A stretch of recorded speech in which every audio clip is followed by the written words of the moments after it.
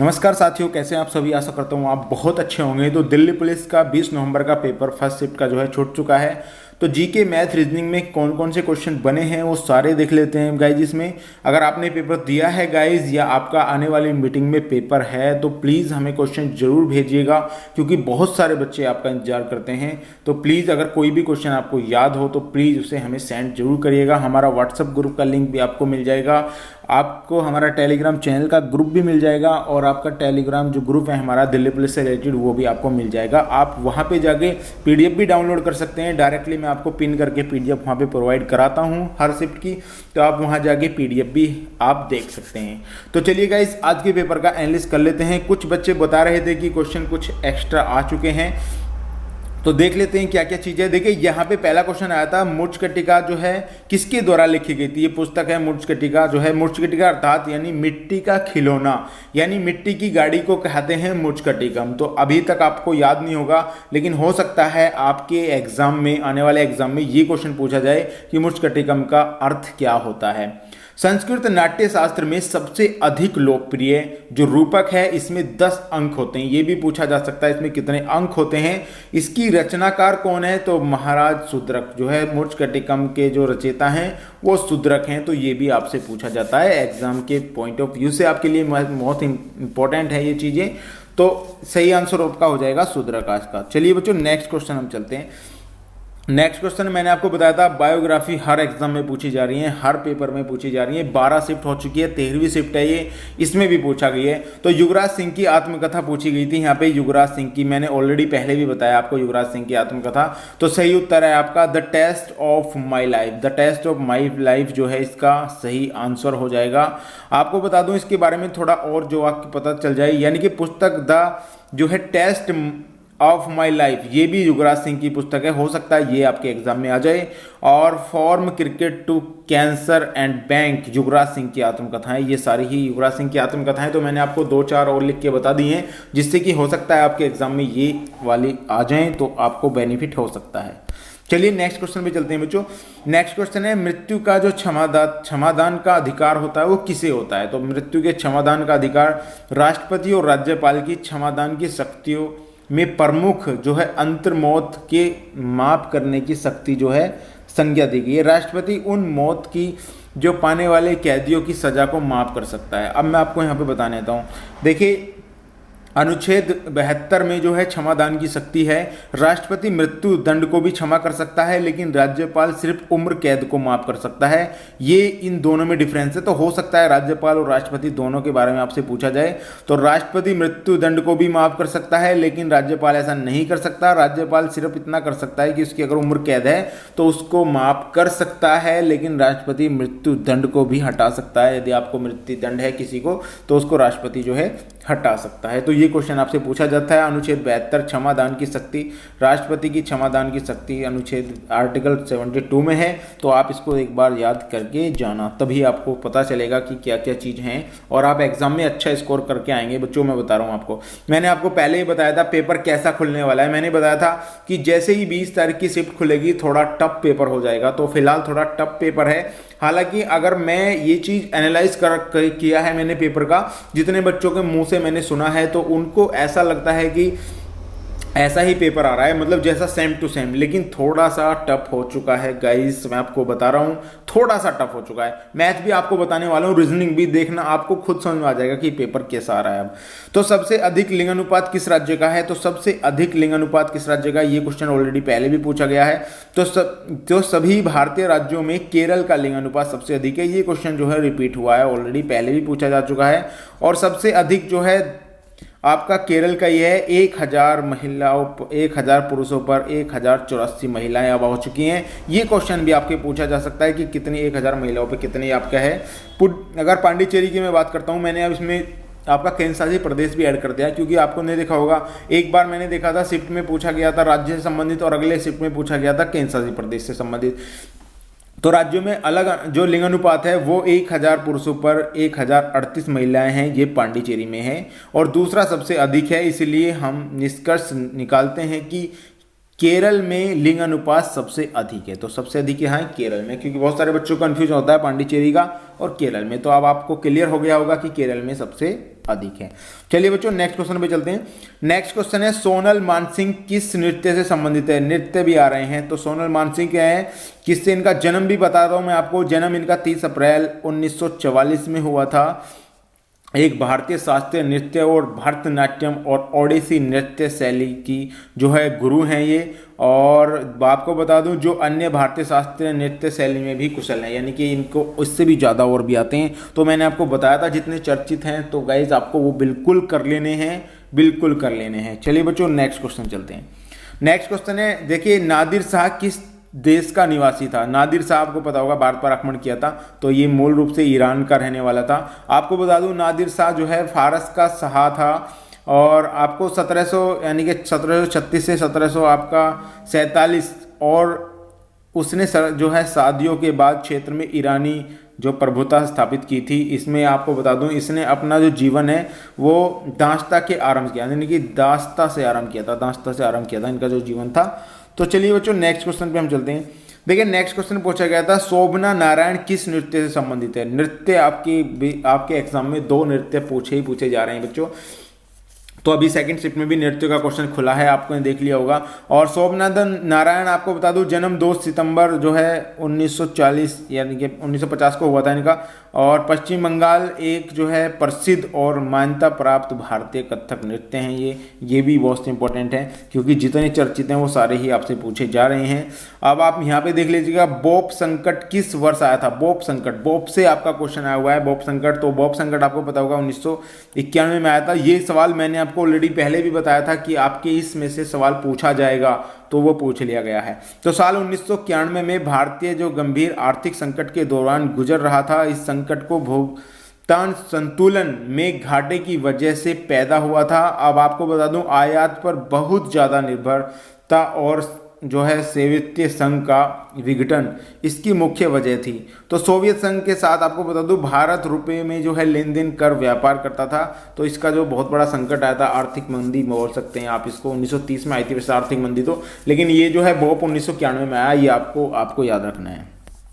चलिए बच्चों next question चलते हैं। देखिए पूर्ण स्वराज की मांग किस अधिवेशन में की गई थी। पूर्ण स्वराज मैंने बताया था बाल गंगाधर तिलक से सवाल आ रहा है एग्जाम में, हर शिफ्ट में आया था। अब यहाँ पे पूर्ण स्वराज जो है, यहाँ पे पूर्ण स्वराज की मांग किस अधिवेशन से की गई थी। और मैंने आपको बताया था एक बार आपका आया था लंदन जो है समझौता भी आया था, और उसमें मैंने आपको बताया था 30, 31 और 32 में आपका कुछ ना कुछ पूछा जाएगा। तो यहाँ पे देख लीजिए 31 दिसंबर 1929 में भारतीय राष्ट्रीय कांग्रेस का वार्षिक अधिवेशन तत्कालीन पंजाब प्रांत की जो है राजधानी लाहौर में हुआ था। और इसका ऐतिहासिक अधिवेशन कांग्रेस के पूर्ण स्वराज का जो घोषणा पत्र किया गया था, इनके पूर्ण स्वराज कांग्रेस का मुख्य लक्ष्य घोषित हुआ था। तो पूर्ण स्वराज महात्मा गांधी से संबंधित है, आप समझ सकते हैं ये जो हुआ था। चलिए बच्चों नेक्स्ट क्वेश्चन चलते हैं। नेक्स्ट क्वेश्चन है आर्य समाज की स्थापना कब हुई थी। तो ये भी क्वेश्चन पूछा गया था, मैंने बताया था समाज से संबंधित क्वेश्चन पूछे जा रहे हैं, तो अब भी क्वेश्चन देखने को मिला है। तो दयानंद सरस्वती ने 10 अप्रैल सन 1875 ईस्वी में चैत्र शुक्ल की 5 शनिवार स्तंभ जो है 1932 विक्रमी को मुंबई में आर्य समाज की स्थापना हुई थी। आर्य समाज है ये, यहाँ पे है आर्य समाज, आग्रह नहीं आर्य समाज है ये, आर्य समाज। तो आर्य समाज की स्थापना हो गई थी 1875 में, मैंने हालांकि तो आपको बताया था पहले भी ये।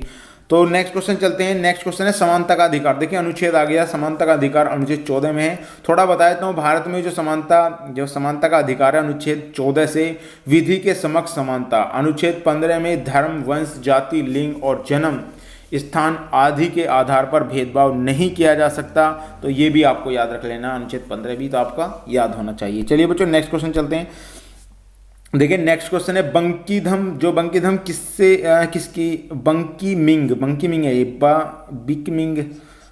बिकमिंग जो है किसकी आत्मकथा है।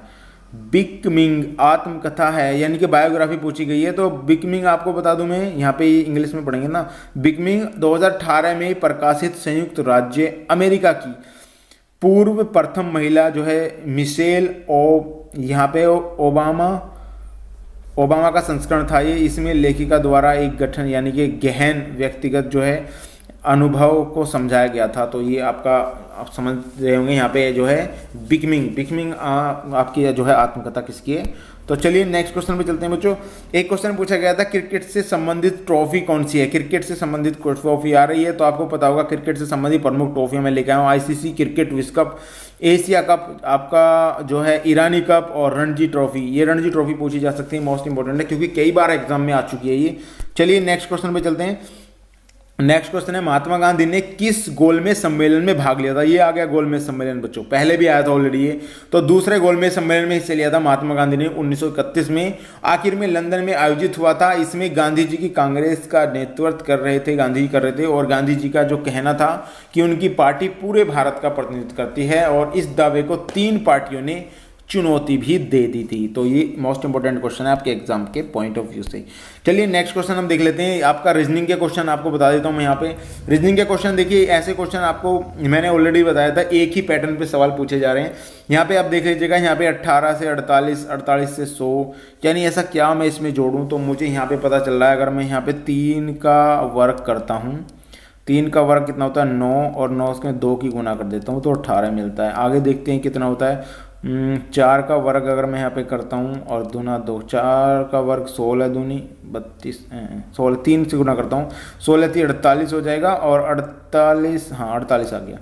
उसके बाद अगर मैं देखता हूँ 5 का वर्ग करता हूँ 25, और 4 की गुना करता हूँ तो 100, बिल्कुल सही आ गया। और अगर मैं 6 का वर्ग करता हूँ 36 पंजे कितना होता है बच्चों, 180 होता है। तो सही आंसर ऑप्शन नंबर डी आपका यहाँ पे हो जाएगा। अब की बार मैंने रीजनिंग में आपको ऑप्शन भी दिए हैं, क्योंकि बहुत सारे बच्चे जो है कन्फ्यूज हो रहे थे ऑप्शन की वजह से, सवाल को नहीं निकाल पा रहे, तो आपको ऑप्शन भी मैंने दिए हैं। तो श्रृंखला हर बार आ रही है, और आपको नियम भी रट लेना है कौन सा नियम आ रहा है। एक क्वेश्चन ये आ रहा था बच्चों, देखिए कोडिंग डिकोडिंग से आ रहा है, ये आपका अल्फाबेटिक कोडिंग डिकोडिंग। यहाँ पे अगर मैं देखता हूँ बी से बी एल से यानी कि ई से एल आ रहा है, यानी कि ये तो मैं समझ नहीं पा रहा, कुछ ओ से ओ आना चाहिए, नहीं है। तो यहाँ से मैं देखता हूँ, तो यहाँ पे देख लीजिएगा, यहाँ पे क्या हो रहा है, डी से बी जाके -2 मैं यहाँ पे कर दूँ। अगर मैं एन से एल पे जाता हूँ, LMN -2, यानी कि हम भी -2 हो रहा है। यहाँ से आई से देखता हूँ G -2, यहाँ से -2 हो रहा है, यानी कि यहाँ से अगर मैं यहाँ पे -2 करता हूँ तो -2 करने के बाद यहाँ पे मुझे CDE, तो C यहाँ पे मुझे मिल जाएगा, C यहाँ पे मिल जाएगा 2। अगर माइनस करता हूँ तो 3 आ जाएगा ना 5 में से। अब यहाँ 7 में से -2 करता हूँ, ऐसे कर लीजिएगा डायरेक्ट। यहाँ पे ये 14 है, ये 13 है, ये 18 है, ये 15 है। तो मैं यहाँ से 5 से 3 आ जाएगा, 7 से अगर -2 करूँगा यहाँ पे 5 आ जाएगा, तो ई यहाँ पे मुझे हो जाएगा। अब बहुत सारे बच्चे सारे डायरेक्ट करते, देखिए ये 2 ऑप्शन तो हमारे है ही नहीं। अब ये तीसरा ऑप्शन ई आने से ही कट गया, क्योंकि यहाँ पे एल है, तो ऑप्शन नंबर बी आपका यहाँ पे सी हो जाएगा। बच्चों आपको टाइम भी सेव करना है, अगर टाइम सेव नहीं कर पाए आप तो अगला सवाल आपका गलत हो जाएगा, ऐसा बिल्कुल भी नहीं करना है, आपको टाइम सेव करना है। चलिए बच्चों नेक्स्ट क्वेश्चन मैं देखता हूँ यहाँ पे। देखिए एक क्वेश्चन आया था, चिल्लाना, सुबकना, रोना, हंसना, इसमें से बेमेल बताना, शायद बेमेल बताना है। तो बेमेल आपको बता दूं, चिल्लाना, अगर मैं रोता हूँ चिल्लाता हूँ, मैं सुबकता हूँ तो रोता हूँ, ये हंसना अलग है, तो हंसना बिल्कुल आपका सही हो जाएगा। यहाँ पे एक क्वेश्चन आ रहा था 5, 12, 58, 21, ये भी श्रृंखला का क्वेश्चन है, ऑप्शन भी मैंने आपको दे रखे हैं यहाँ पे। अगर मैं यहाँ पे देखता हूँ, मैं 5 दूनी 10 + 2 12 दूनी 24 + 3, हाँ ये हो गया। अगर मैं यहाँ पे करता हूँ 5 दूनी 10 हो जाएगा, +2 में यहाँ पे कर देता हूँ तो मुझे 12 मिल जाता है। अगर 12 में यहाँ पे 3 की गुना करता हूँ, 12 दूनी 24, 2 की गुना करता हूँ 24 प्लस यहाँ पे 3 करता हूँ तो 27 मुझे आना चाहिए। अगर मैं 27 में गुना 2 करता हूँ, 27 दूनी 54 आना चाहिए, +4 कर दूंगा 58, बिल्कुल सही। तो ऑप्शन नंबर सी आपका सही हो जाएगा, 27 यहाँ पे आंसर आ गया। मैंने आपको बताया था डायरेक्टली आप क्वेश्चन देखते ही कर देंगे, जैसे मैं अभी आपके सामने कर रहा हूँ। तो आपकी प्रैक्टिस इतनी अच्छी होनी चाहिए कि सवाल को देखते ही आप कर दें। एक सवाल ये आया था बच्चों, ये घुमावदार था कुछ, और इसमें मैं अगर यहाँ पे देखता हूँ, यहाँ भी गुना का मुझे हिसाब लग रहा है। अगर मैं देखता हूँ 3 एकम 3 यहाँ पे कर दूँ तो 3 + 2 यहाँ पे 5 हो जाएगा। अगर मैं यहाँ पे 5 दूनी 10, नहीं ये तो गलत हो गया। अगर 3 दूनी 6 करता हूँ मैं यहाँ पे 6, और -1 करता हूँ यहाँ पे -1 तो 5 आ जाएगा। अगर मैं 5 दूनी 10 करता हूँ यहाँ पे तो 10 में से -2 करूँगा 8 आ जाएगा। और अगर 8 को मैं यहाँ पे 2 की गुना करूँगा, 8 दूनी 16, -3 करूँगा तो 13 आ जाएगा। हो गया सवाल, यानी कि 13 दूनी मैं 26 करूँगा, और -4 करूँगा तो मुझे 22 मिलेगा। अगर मैं 22 दूनी 44 करूँगा, -5 करूँगा तो 39 सही आंसर आ जाएगा। ऑप्शन नंबर ए आपका यहाँ पे सही हो गया। बहुत ही ईजी सवाल आ रहे हैं, लेकिन बच्चा अगर सही तरीके से उन्हें कर रहा है तो बहुत ही अच्छी बात है और सही आंसर आपका लिखना चाहिए बच्चों, गलत नहीं करना है आपको। एक त्रिभुज दिया गया था बच्चों, ये वाला त्रिभुज, इसमें कितने त्रिभुज थे तो मैं आपको यहाँ पे गिन के बता रहा हूँ। यहाँ पे मैं आपको ऐसी तरीके से गिन के बताऊँगा। देखिए अगर आप ये देखेंगे, यहाँ मैंने बताया था इसमें अगर आपकी 2 यहाँ लग रही है तो इसमें कितने त्रिभुज होते हैं बच्चों, 3 त्रिभुज होते हैं। तो एक तो छोटे वाले में यहाँ पे एक तो ये वाला त्रिभुज यहाँ से अगर मैं देखता हूँ, यहाँ से और यहाँ तक, यहाँ से यहाँ तक बच्चों ये कितने हो गए, 3 त्रिभुज हो गए, 3 हो गए। उसके बाद अगर मैं आपसे यहाँ से बोलता हूँ, थोड़ा और ऊपर में यहाँ पे चलता हूँ, यहाँ से अगर मैं चलता हूँ, इस लाइन को चलता हूँ यहाँ से, आप एक बार तसल्ली से देख लेना क्योंकि आप गलती करने का चांस ज़्यादा होते हैं इस सवाल में। तो 3 यहाँ पे बन जाएंगे, यानी कि इसको भी यहाँ पे हम एक और उसके ऊपर है तो ये हमने जो है यहाँ भी 3 हमने बना दिए। एक अगर आप यहाँ पे देख पाएंगे इस तरीके से, यानी कि सवाल को इन्होंने किया है, अब यहाँ पे 3 और 3 6 हो गए। 6 के बाद ऐसा कौन सा त्रिभुज बन रहा है जो यहाँ से भी बनेगा, यानी यहाँ से ये वाला, अगर मैं आपको यहाँ पे दिखाने की कोशिश करूँगा, ये वाला लीला मैं यहाँ पे करता हूँ, यहाँ से अगर मैं इसको देखता हूँ यहाँ से, तो इसमें भी 3 बन जाएंगे बच्चों। तो इसमें भी 3 बन जाएंगे क्योंकि ये वाला त्रिभुज जो है इस तरीके से बन रहा है, कुछ इस तरीके से जो है ये बन रहा है और इसके बीच में जो ऐसा है, तो यहाँ भी हम 3 बना लेंगे। तो यहाँ पे 9 त्रिभुज हो गए। अब देखते हैं कुछ ऐसे त्रिभुज हैं जो ऊपर से बन सकते हैं या नहीं बन सकते, वो भी हम देख लेंगे एक बार। अगर मैं यहाँ पे देखता हूँ, ये 3 3 6 3 9 त्रिभुज हो गए। और 9 के बाद अगर मैं यहाँ पे देखता हूँ, एक त्रिभुज ये हो जाएगा, ये वाला त्रिभुज। 9 के बाद ये वाला 10 हो जाएगा, यहाँ पे मैं लिख रहा हूँ, ये बीच में जो रह रहा है ये 10 हो जाएगा। और 10 के बाद ऐसा है कोई त्रिभुज जो यहाँ बन रहा है अलग से, ये बन रहा है यहाँ पे। 10 के बाद ये वाला त्रिभुज यहाँ पे बन रहा है, ये 11 हो जाएगा, यहाँ पे ये 11 हो जाएगा बच्चों। और 11 के बाद अगर आप यहाँ पे देख लेंगे, एक ये वाला भी बन जाएगा यहाँ पे, ये वाला तो हो गया ना, ये वाला हो गया यहाँ पे 12। और एक त्रिभुज और यहाँ पे बनना है, यहाँ पे किस तरीके से बनेगा, यहाँ पे ये वाला आप यहाँ पे बना लीजिएगा 13। टोटल जो है 13 त्रिभुज जिसमें हैं, तो टोटल 13 त्रिभुज है। ऑप्शन नंबर आपका यहाँ पे 20 सही हो जाएगा। मोस्ट इंपोर्टेंट आपको एक बार तसल्ली से देख लेना है इस सवाल को भी। चलिए नेक्स्ट क्वेश्चन हम देख लेते हैं। देखिए नेक्स्ट क्वेश्चन आपका है यहाँ पे, ये एक श्रृंखला दी गई थी, इसको पूरा करना है। तो ये तो सिंपल ही थी क्योंकि आपने देखा होगा ये इस तरीके से यहाँ पे चल रही है, ये इस तरीके से और ये इस तरीके से, ये वाला यहाँ पहुँच जाएगा, ये वाला यहाँ पहुँच गया। अब यहाँ से अगर मैं यहाँ देखता हूँ तो ये वाला नीचे आ जाएगा, यानी कि ये इसको मैं यहाँ लिखूँगा और इस बराबर को मैं यहाँ ले जाऊँगा और ये जो है त्रिभुज यहाँ आ जाएगा और ये जो है ऊपर पहुँच जाएगा, यहाँ वाला ये ऊपर पहुँच जाएगा, ये ऊपर पहुँच जाएगा क्या ये, और ये वाला तीर यहाँ पे पहुँच जाएगा इस तरीके से, और ये 0 जो है यहाँ पे पहुँच जाएगी, यानी हटते क्रम में जो है चलेंगे। तो जिनका आंसर ये था, बहुत ही अच्छा, ऐसे क्वेश्चन भी आपके एग्जाम में पूछे जा रहे हैं, तो एक बार आप चेक कर लेना। चलिए नेक्स्ट क्वेश्चन देखते हैं। देखिए धारा एम्पियर, एक सवाल आया था, धारा एम्पियर से संबंधित है, तो आपको पता होगा यहाँ पे वायु किलोमीटर से संबंधित नहीं होती है। कार्य जूल, बिल्कुल सही आंसर, ऑप्शन नंबर बी हो जाएगा। देखने की जरूरत नहीं है क्योंकि कार्य जूल की इकाई होती है। थोड़ा जल्दी कर रहा हूँ मैं क्योंकि आपकी वीडियो बहुत ज़्यादा बड़ी हो जाएगी, सवाल बहुत रहे हैं। यहाँ पे एक सवाल मैंने आपको ये ऑलरेडी पहले भी एग्जाम में बताया था, ऐसे सवाल पूछे जा रहे हैं, तो इन दोनों को जोड़ दिए, 5 और 2 7 का वर्ग हो जाएगा, 2 और 2 4, 4 का वर्ग कितना होता है 16 होता है। ये भी आपको ज़्यादा एफर्ट लगाने की जरूरत नहीं है इस सवाल में। नेक्स्ट क्वेश्चन दिया है मैथ का, एलसीएम और एचसीएफ का गुणनफल आपको 48 दे रखा है। एलसीएम और एचसीएफ का गुणनफल 48 है और इन दो संख्याओं का अंतर 13 है। संख्या है कोई, उनका अंतर 13 है, तो आपको संख्या बतानी है। आपको एक चीज़ बताने वाला हूँ यहाँ में, पहले आप एक बार ऑप्शन देखिए, किन दो संख्याओं के अंतर में जो है 13 आएगा। अब यहाँ पे तो अंतर जो है 2 संख्या है, इनमें 13 नहीं दिख रहा मुझे यहाँ पे, या आपको दिख रहा है? नहीं दिख रहा है, यहाँ भी नहीं दिख रहा है, और यहाँ पे अगर मैं देखूँ नहीं दिख रहा है, लेकिन यहाँ पे दिख रहा है अंतर। तो मुझे काटने की जरूरत नहीं है सवाल को, क्योंकि बहुत सारे बच्चे से काटने लग जाते हैं, बस काटने की जरूरत होती है उन्हें, क्योंकि बहुत सारे के बच्चों के माइंड में ये फिट है कि सवाल निकालना है। भाई साहब सवाल निकालना नहीं है, सवाल को देखना है, अगर वो निकालने लायक है तभी तो निकाल पाओगे ना।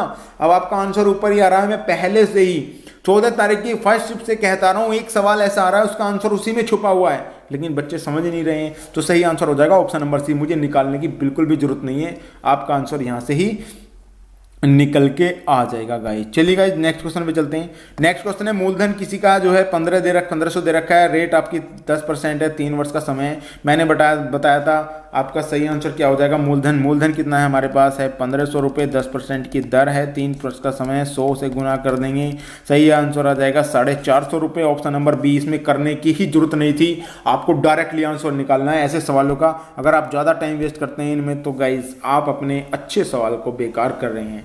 एक क्वेश्चन आया था 350 रुपये है ना, 350 रुपये की हानि पर कोई वस्तु 4650 में बेची गई है। 350 रुपये की हानि पर 4650 में बेची गई, हानि परसेंट बताना है। यानी कि इसने कहा है 350, यानी कि ये 3500 होगा यार, 350 लगा लेते हैं। 350 की हानि है हमें, और हानि पर कोई वस्तु 4650 में बेची गई। भाई 350 रुपये की अगर मुझे हानि हुई है तो मैंने उसका क्रय मूल्य निकाल लेना। क्रय मूल्य कितना है, जब मैंने इतने पे बेचने पर मुझे हानि हुई है 350 रुपये की, तो 350 ऐड कर दो इसमें, आपको क्रय मूल्य यहाँ पे पता चल जाएगा। तो 350 में इसमें ऐड कर देता हूँ, मुझे पता चल जाएगा 0, 5 और 5 10 और 6 3 और 1 10, यानी कि 5000 मेरा मूल्य है। अब पूछा है हानि परसेंट बताना है, तो हानि को कर दीजिए। हानि बराबर क्या होता है, हानि बराबर होती है हानि बटे क्रय मूल्य इंटू 100। 0 से मैं यहाँ पे 0 खत्म कर लेता हूँ, 5 7 35, तो 7% आ गई। कुछ करने की जरूरत नहीं है। जिन बच्चों को परेशानी है ऐसे सवालों में तो प्लीज़ जाकर एक बार जरूर चैप्टर में टक्कर मारिए और निकालिए ऐसे सवालों को। नेक्स्ट क्वेश्चन है आपका, यदि टाइम 80% घटा दिया जाए, किसी भी स्कूटर का या रेल का, गाड़ी का, कुछ भी, आप अगर टाइम 80% में उसको घटा देता हूँ, 80% का मतलब होता है परसेंटेज, इसकी फ्रैक्शन वैल्यू निकाल लेते हैं। 2 चौक 8 और 2 पंजे 10, यानी कोई चाल 5% थी, उसकी 4 घटा दी है, कितनी बची, 1 बची है, यानी 1 बची है, 4 उसको घटा दिया गया है। अगर यहाँ से 4 घटाया तो बच्चों इधर बढ़ेगा, डेफिनेटली आप समझ रहे हो ना मेरी बात, इधर बढ़ेगा कितने पर। अब टोटल हमारी चाल कितनी है, 4, टोटल चाल कितनी है बच्चों, 4 चाल है हमारी टोटल। और इसका अगर मैं आपको निकालता हूँ बटे 1 × 100, तो सही आंसर हो जाएगा 400%। किन बच्चों को दिक्कत है कमेंट में जरूर बताइएगा ऐसे सवालों में। चलिए नेक्स्ट क्वेश्चन में देख लेता हूँ। नेक्स्ट क्वेश्चन है शंकु की त्रिज्या। पहली ही शिफ्ट में बताया था शंकु से सवाल आना है। हमेशा बेलन और शंकु आपके मैं सारे बताता रहा हूँ। आपका शंकु की त्रिज्या दे रखी है R%, कितने 7 सेंटीमीटर है, और हाइट उसकी 30 सेंटीमीटर है। शंकु का आयतन बताना है। मैंने बताया था πr²h, ये बेलन का आयतन है, इसको बटे 3 कर दीजिएगा, आपका शंकु का आयतन आ जाएगा। तो शंकु का आयतन कितना है बच्चों, 22, पाई का मान 22/7 इंटू यहाँ 7 हो जाएगा, 7 हो जाएगा, और हाइट कितनी है 30, 7 से 7 खत्म, गुना कर लीजिएगा 1540, सही आंसर आ जाएगा आपका। ऑप्शन नंबर बी आपका यहाँ पे करेक्ट हो जाएगा। ये स्पीड आपकी होनी चाहिए अगर मैथमेटिक्स में आप जा रहे हैं दिल्ली पुलिस कांस्टेबल के लिए, तो ये स्पीड आपको चाहिए ही चाहिए। नेक्स्ट क्वेश्चन देख लेते हैं। 30 का 40% पूछा है इन्होंने, कुछ नहीं करना है आपको, 30 का 30% बटे 100 कर देना, उसका भी 40% बटे 100 कर देना। 2 0 से 2 0 खत्म, 1 0 नीचे रह जाएगी, 4 3 12 3 36, यानी 3.6 आपका सही आंसर आ जाएगा, क्योंकि नीचे 10 है बच्चों।